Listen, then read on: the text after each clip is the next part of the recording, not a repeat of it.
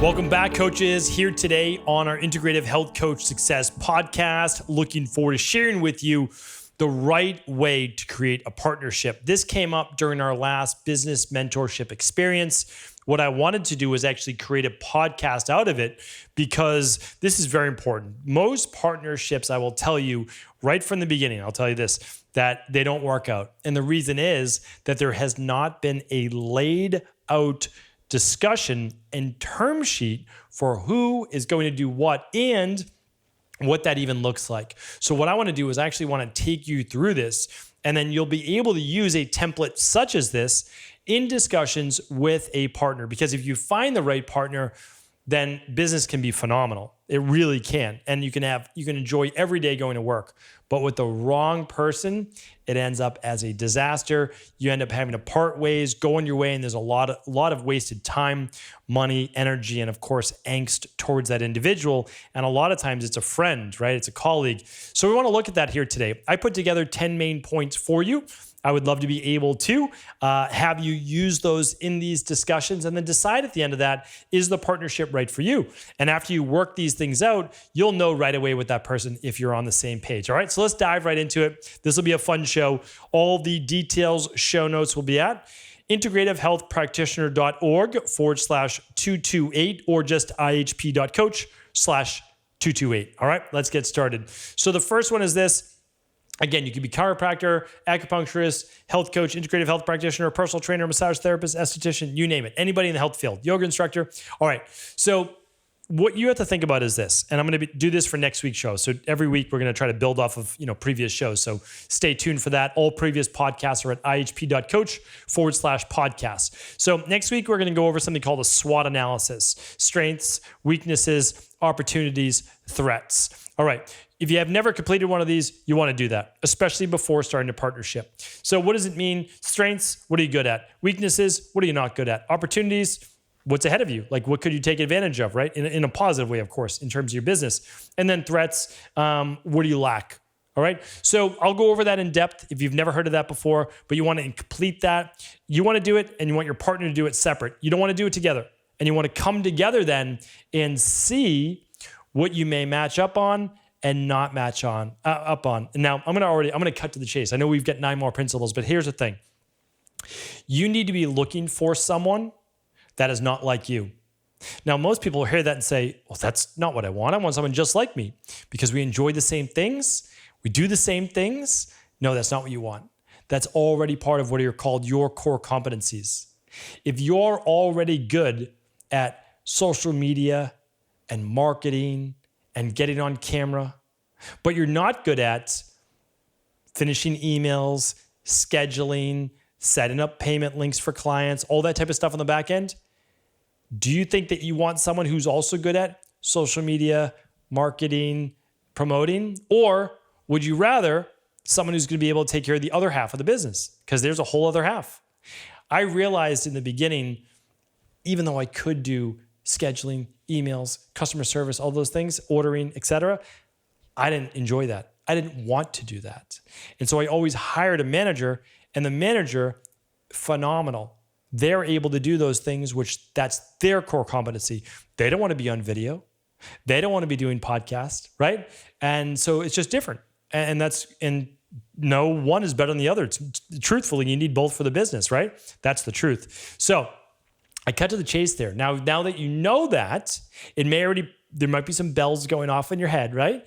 Now, you can choose someone who's just like you can. But then you know that you also need to hire that person for the back end of the business that can run all of the operations. You need that, right? You absolutely need that. All right, so let's keep going.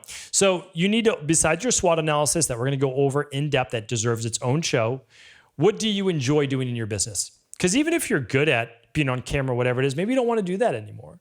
So maybe your partner thinks like, oh, well, you're going to keep on doing that forever because you're good at it. No, like that might be not something that you enjoy anymore, right?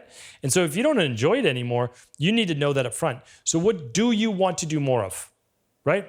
And so there are things that you want to do more of that are not income generating activities. And there are things that you want to do more of that are income generated activities. So if you're getting into a partnership, you probably have to do some that are income generating, right, for your business. So think about that as well. All right, number 3 is this. How much do you want to work? So in terms of hours, if one person is working 40 to 60 hours a week and the other person is working 20 hours a week, because that's all the time they have between their family and other commitments, better to know that up front. But most partners never talk about that. And that is dangerous going into it. Because then, we'll talk about this in a moment, should you split the income evenly? I don't know, right? That's for you to decide. So you got to talk about that. So the fourth one is this: how much do you want to earn? That's the income part. So how does that work? Do you get paid for all your services? Does the money from both partners go into one pool of money and then you split it? Or is it a 70-30 split? How does that work? So think about it like this. You might be the practitioner who's doing all of the services and providing all of the consultations and appointments. And then the other partner does all of the billing, all of the scheduling. If you have insurance in your practice, might do all of the insurance. They do all of the social media. They do all of the marketing. So basically, they do everything in the practice except all of the client work and follow-ups. There are many partnerships that work really well like that. But that's two different types of partnerships. And so they split it evenly, or whatever they decide, because they're both doing equal amount of work. But the person who does all the consultations sometimes feels like they should be getting more. But in reality, they may not have anybody to work with if it wasn't for the other person, right? Or half the amount of people. So it's one way to think about it, right? You have to think about it from both sides to be fair and honest. The fifth one is this: what types of clients do you enjoy working with? So what if you set up a business and you love working with, or like I just created the high performance health program and certification. I love working with high performers. Love it because they take action. They always want to know what's next. How can they improve? How can they optimize? I love it. But what if I partner with someone for the same company and they want to work with, patients with chronic Lyme? I've worked with many, patients with Lyme, and they're phenomenal work with too. But that's totally different practice, like radically different practice. Age reversal and healthy biohacking and optimization, trying to live to 100 and beyond. And then one person's trying to overcome Lyme. Very different. How do you market that? Definitely not the same practice, right? So most likely, if you're going in as two practitioners, you want to be on the same page. Now, you might work with different conditions that are somewhat related, right? Like I'm going to work with, one person works with mold and one person works with Lyme. One person works with digestive issues. The other person works with, let's go with,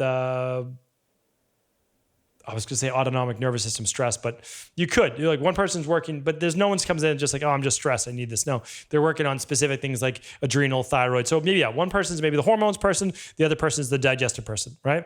But as an integrative health practitioner, you kind of have to work with both. So that's why you have to work these things out in your head, right? We'll get to that in just a moment. So the next one is, what services do you want to provide? So do you both provide the same service? If you do, what packages do you currently offer right now? If you're both new, okay, you can come up with packages together. So let's say one person is more complementary. They're the mental health counselor, and one person is the integrative health practitioner. That would be a fantastic partnership. They do two totally different things, and they offer two totally different services, but you might package them together for your initial package.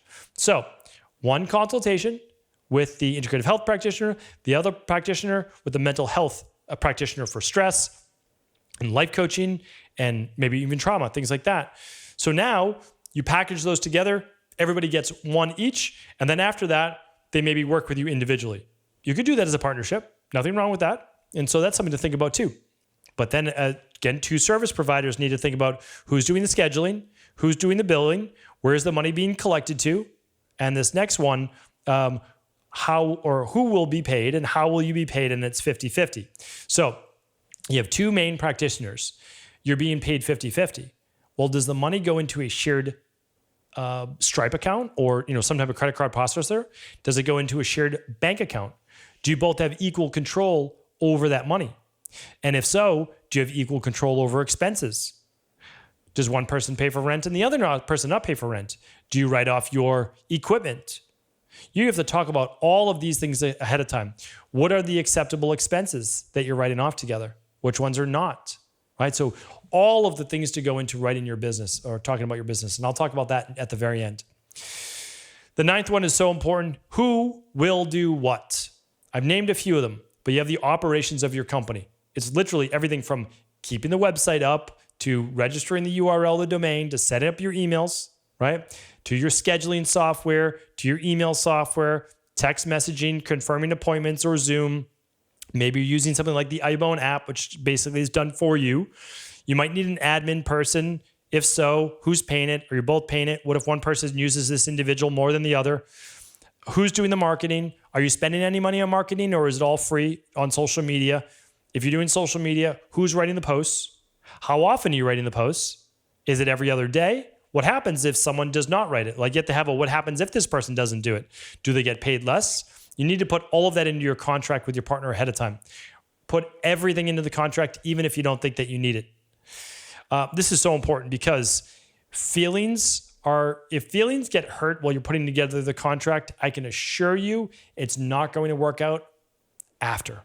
It's just going to end up in passive aggressive behavior and eventually a breakup. It's going to be ugly. It's not going to be good, right? So we want to get it all in there ahead of time. You work everything out. You try to come up with every contingency in your practice. So I'm giving you 10 here today. We've got one more. What days, times, hours, and the amount of vacation can you take? Because again, you're going into business together. So if you don't like to be told what days you can take off, it might be difficult to get into a partnership. If you like to take off 4 weeks a year, but your partner only takes off 2, do you still get paid for those other 2 weeks? I'm not here to say that you should or should not, right? You make cases on both sides. You need to work it out with your partner. You have to let them know when you're accessible. Do you work from 9 to 5? Do you work from 8 to 6?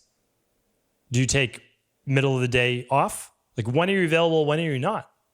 Because when you're in business together, you have to have that commitment and that connection with one another.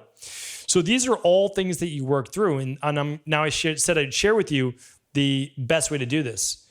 You write down your ideal business and how you would practice. You write down the answers to these 10 and everything else that you can possibly think about. Who maintains the website, who pays for the website, like everything. Literally everything that you could think about, even if you're not doing it right now. And then, so do that. And then think about this. What if your practice was, you were maxed out at 25 consultations a week? That's a lot. 100 a month.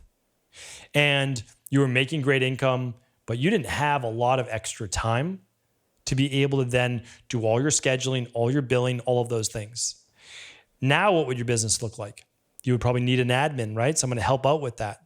You would need, what happens when the website goes down? You would need someone maybe helping with social media, because you're going to be doing 25 hours a week.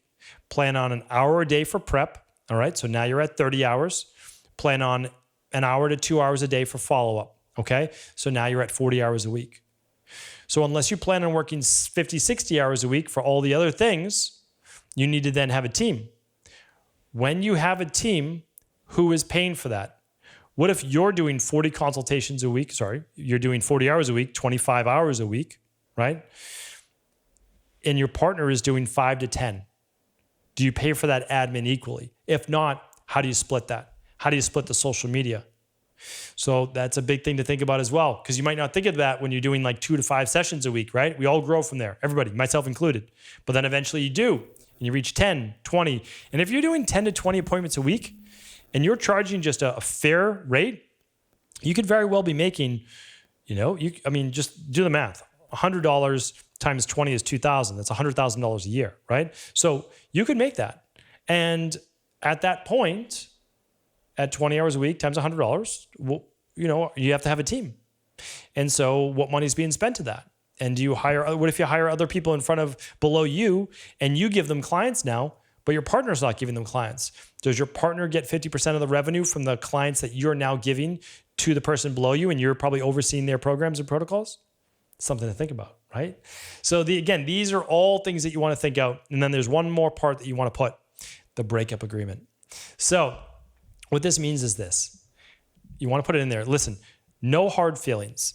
If at any point, and first to say, I'm not giving you any legal advice. I'm not an attorney. I don't know anything about law. I'm not that person, right? So that I'm not giving you any of this advice, but what I'm saying is this, from person to person. You say to your partner, listen, we're friends, we're colleagues. If we ever feel like it's not working out, the other person can give the other person X days notice to dissolve the company, and we leave with, and you say what you leave with, and the other person leaves with. And if you have a shared social media and you have a shared website and a shared maybe admin, how does that work? So you create that breakup agreement ahead of time. And so that there's no worry down the road. Because again, what if the person says, you know what? I need to take some time off. I'm gonna take 3 months off, take 4 months off. Does the other person keep paying the expenses? They're probably not gonna want to. You need to have that in the contract. At that point, you might wanna just dissolve the business. You just say, listen, it doesn't look like we're moving in the same direction. I will take on all of the expenses. I will take on the social media, the website. I want to now own this. And you can go on your way, create your own business. So you might say that if you're the one creating it. But if not, there might be then a legal issue over who owns that. And you may just have to dissolve it, shut it down, and go on your own ways. So it's something to think about. Partnerships do not work out the majority of the times. I will just say that to you. And I'm not trying to paint a grim picture, but I always give you the unbiased, non-sugar-coated version of how things work in this world. I mean, I really try to share that with you from a health perspective, as well as being an integrative health practitioner and coach. Now, they can. With the right partner, it's amazing. And it can actually be a lot more enjoyable because you're not in it alone. But you just need to make sure you find the right partner. And my recommendation is that you find a complementary partner. If you find a complementary partner and you both stay in your own lane and you stay focused and you have the same work ethic, it can be amazing. Hopefully today's Integrative Health Coach Success podcast was helpful. For all the show notes, for all of the links, to find out what it even means to be an integrative health practitioner, head on over to ihp.coach/228. Take care, everybody.